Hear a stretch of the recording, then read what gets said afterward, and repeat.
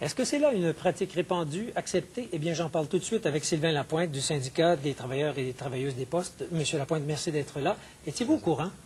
J'ai été mis au courant il y a quelques semaines de ça, d'un incident où il y aurait eu justement ce qu'on appelle une vente. En fait, c'est la partie de l'après-midi où ça aurait été vendu à un autre employé. Mais un cas seulement? Moi, c'est ce qu'on m'a soumis, le cas. J'ai contacté la société qui m'a assuré que la politique de la société, c'est qu'ils ne toléraient pas ce genre de choses-là. Mais il paraît que c'est plus fréquent qu'un seul cas. Il y a ces trois messieurs là, qui ont très ouvertement accusé, d'une manière plus générale, les gens de faire ce travail-là. Qu'est-ce que vous pouvez faire? Écoutez, je pense que la première chose à faire, premièrement, c'est d'expliquer à nos membres qu'il s'agit en fait d'une question de santé et sécurité. Je compare un peu à aller à une salle d'entraînement, faire 4h30 de Stairmaster. Est-ce que pour 20 on voudrait en faire pour 2h30 de plus? C'est essentiellement ça, le travail de facteur facteur. Pour moi, c'est une question de santé et sécurité. Puis aussi, au niveau de la convention collective, si on a des problèmes avec les enfants l'après-midi, qui ont des rendez-vous médicaux, il y a d'autres dispositions en convention collective qui permettent d'avoir un après-midi de congé. Mais pour jouer au golf, peut-être, des fois?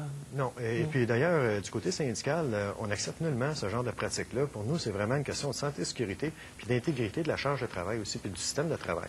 Mais vous me parlez de santé et sécurité. Ces trois messieurs là, qui viennent de dénoncer la situation, est-ce que demain matin, ils vont rentrer au travail en compagnie de gardes du corps? Écoutez, j'espère que ça ne va pas en arriver là. J'espère sincèrement que, premièrement, les allégations qui sont faites sont réelles et véridiques. Ça, c'est la première chose. Maintenant, si elles le sont, je prends pour acquis que la société va assurer la sécurité de ses personnels dans leur milieu de travail tel qu'ils doivent, d'ailleurs. Est-ce que demain, vous allez contacter la direction des postes? Ça, vous pouvez en être certain. Oui. Et il y a combien de postiers au Canada? On est 48 000 membres à travers le pays.